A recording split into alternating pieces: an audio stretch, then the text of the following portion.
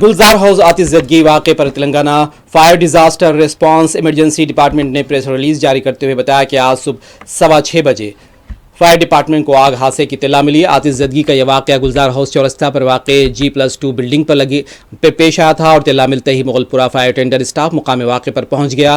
انہوں نے بتایا کہ آگ گراؤنڈ فلور پر لگی تھی جو دیکھتے ہی دیکھتے بالائی منزل تک پہنچ گئی۔ عمارت میں پھنسے 17 افراد کو ریسکیو کیا گیا اور زخمیوں کو ہاسپٹل منتقل کیا گیا۔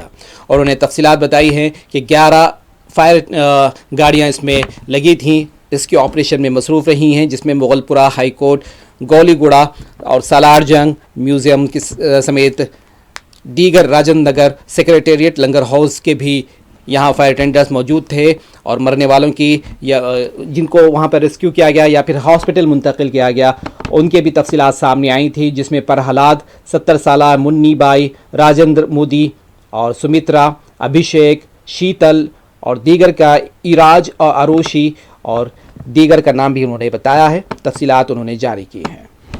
اب تک کی اطلاعات کے مطابق 17 افراد اس آتش زدگی کے واقعے میں ہلاک ہو گئے ہیں۔